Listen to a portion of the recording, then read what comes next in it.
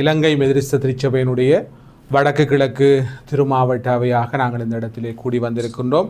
எங்களுக்கு தெரியும் செம்மணி மனித புதைகுழி அந்த விவகாரம் சம்பந்தமாக சிறப்பாக பாதிக்கப்பட்ட மக்களுக்கு நீதி தேவை.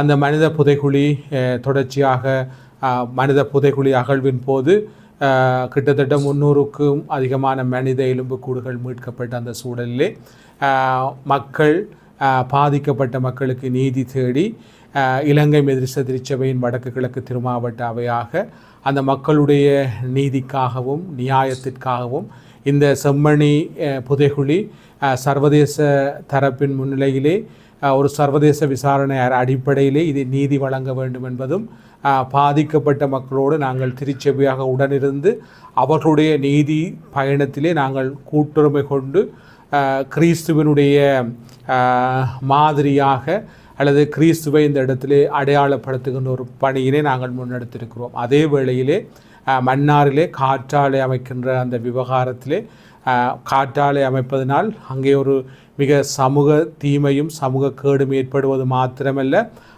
வள அழிவு இயற்கை வள அழிவு ஏற்படும் என்று சொல்லி அந்த மக்கள் அந்த இடத்திலே வாழுகிற மக்கள் அந்த காற்றாலைகளை அந்த இடத்திலே அமைக்க வேண்டாம், மக்களுடைய கருத்துக்களை புறந்தள்ளி மக்களுடைய கருத்துக்களை கேட்காமல் காற்றாலைகள் அமைக்கப்படுவது மக்களுடைய வாழ்வியலுக்கு கேடு விளைவிப்பதாக மாத்திரமல்ல அந்த வளமிக்க மண்ணை வனாந்தரமாக்குகிற செயற்பாடாக இருப்பதனால் அந்த மக்கள் 70 நாட் கடந்து தங்களுடைய அடிப்படை உரிமைகளுக்காக தங்களுடைய வாழ்வியலை இருப்பை காலமாக வாழ்ந்த அந்த மண்ணை தக்க வைப்பதற்காக 70 நாட்கள் கடந்து போராடி வருகிறார்கள். அந்த மக்களுடைய போராட்டத்திற்கு நீதி கிடைக்க வேண்டும், நியாயம் கிடைக்க வேண்டும் என்று சொல்லி போராடுகிற மக்களோடு எங்களையும் அடையாளப்படுத்துவதற்காக இலங்கை மெதிரிஸ்த திருச்சபையினுடைய வடக்கு கிழக்கு திருமாவட்ட அவையாக வடக்கு கிழக்கு திருமாவட்ட அவையினுடைய தலைவர் அருட்பணி அருளானந்தம் சாமுவேல் சுவேந்திரன் அவருடைய தலைமையிலே திருப்பணியாளர்களாக நாங்கள் இந்த இடத்திலே கூடி வந்திருக்கிறோம்.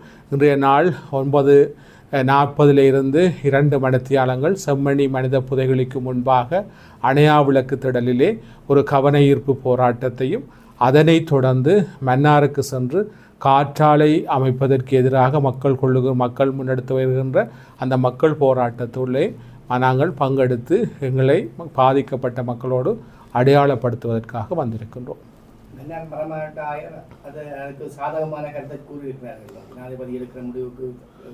உண்மையிலே இல்லை, அப்படியான சாதகமான கருத்தல்ல. ஆயரோடு நாங்கள் இது தொடர்பாக கலந்துரையாடினோம். ஆயர் இது தொடர்பாக ஜனாதிபதியிடம் சென்று கதைத்த பொழுது ஜனாதிபதி அவர்கள் ஏலவே கடந்த அரசிலே தான் இந்த 15 காற்றாலைகள் அமைப்பதற்கான ஒப்பந்தம் செய்யப்படும், ஆகவே அதை நாங்கள் அமைத்து தீருவோம் என்று சொல்லியிருக்கிறார். ஆனால் மன்னார் மறைமாவட்ட ஆயர் இதற்கு எந்த ஒப்புதலும் கொடுக்கவில்லை.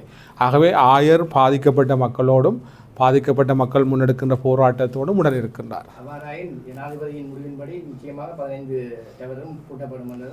அது அரசனுடைய முடிவு, ஆனால் மக்கள் அது தேவையில்லை என்பது ஆகவே நாங்கள் பாதிக்கப்பட்ட மக்களுடைய சார்பிலே நாங்கள் மக்களோடு இருக்கிறோம்.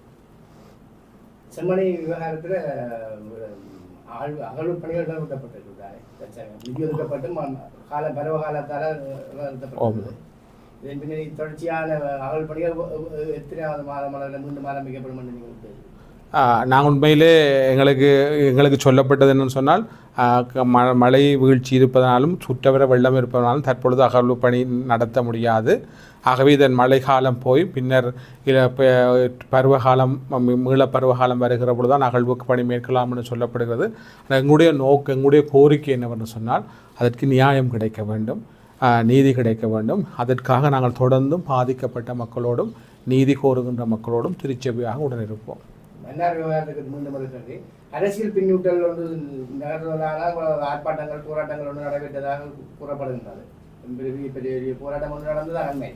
இதற்கு பின்னூட்டலாகத்தான் நடைபெற்றதாகவும் அதன் இன்னொரு சக்தி இயக்கியாக கூறப்படுகிறது. இது தொடர்பாக இது சொல்லப்படுகின்ற கதைகள் இது தொடர்பாக நாங்கள் ஆராய்ந்து பார்க்க வேண்டிய தேவை எங்களுக்கு இல்லை. ஆனால் பாதிக்கப்பட்ட மக்களோடு நாங்கள் உடன் இருக்கிறோம். அந்த போராட்டம் கூட அந்த காற்றாலைகள் எடுத்து வரப்படுகின்ற பொழுது மக்கள் அதை மறைத்து ஜனநாயக முறையிலே ஆர்ப்பாட்டம் செய்த பொழுது மக்களை போலீசார் தாக்கி அந்த காற்றலை பாகங்கள் கொண்டு வந்த வாகனத்தை எடுத்து சென்றார்கள்.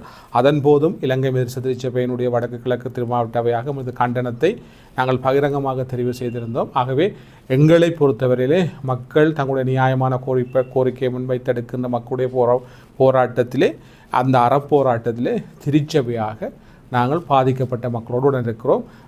இது சொல்லப்படுகிற பொழுது அரசியல் பின்புலங்கள் இருக்கலாம்னு சொல்லப்படுகிறது ஒவ்வொருடைய கருத்துக்கள். ஆனால் எங்களுடைய நிலை என்று சொன்னால் எப்பொழுதும் பாதிக்கப்பட்ட மக்களுடன் இருத்தல். பொதுவான ஒரு கேள்வி, பல நாடுகளில் அனல் மின் உற்பத்திகளை நிறுத்துவதற்காக இயற்கையான உற்பத்திகளை உத்வேகம் கொடுப்பதற்காக இவ்வாறான சோலார் பேனல் மற்றும் காற்றாலை போன்றவை உருவாக்கப்பட்டு தான் இருந்தன. எமது நாட்டில் இவ்வாறு ஒரு பின்னணி உருவாக்கப்படும் போது இது என்ன பாதக நிலை என்று நீங்கள் உருவாங்க பாதகமான நிலை எவ்வாறான உருவாக எனவே இதற்குரிய சூழலியலாளர்கள் அண்மையிலே யாழ்ப்பாண பல்கலைக்கழக புவியியல் துறை பேராசிரியர் நாகமுத்து பிரதீபராஜா கூட தன்னுடைய இந்த சூழலியல் விளக்கத்தை பதிவு செய்திருந்தார்.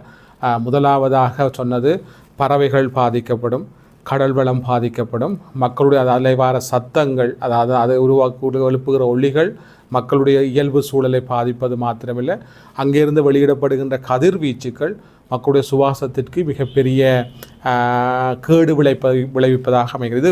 நீண்ட காலமாக இந்த சூழலியலாளர்கள் இது சம்பந்தப்பட்ட ஆராய்ச்சியாளர்களுடைய முடிவுகளின்படி இது மக்கள் வாழ்விடம் நீங்கள் சொன்னது போன்று மேலைத்தேய நாடுகளிலேயும் சிறப்பாக ஐரோப்பிய நாடுகளிலேயும் காற்றலைகள் பொருத்தப்பட்டிருக்கிறது. மக்கள் வாழ்விடங்களுக்கு அப்பால் வனாந்தரமான பகுதிகளிலும் காட்டுப்பகுதிகளிலும் தான் காற்றலைகள் இருக்கிறது. இது மக்கள் வாழ்விடங்களுக்குள்ளே பொருத்தப்பட்டிருப்பது அந்த மன்னார் மக்களுடைய சூழலை வெகுவாக பாதிப்பதாக இருக்கிறது. ஆகவே அதன் அடிப்படையில் நாங்கள் இந்த போராட்டத்திலே பங்கெடுக்கிறோம்.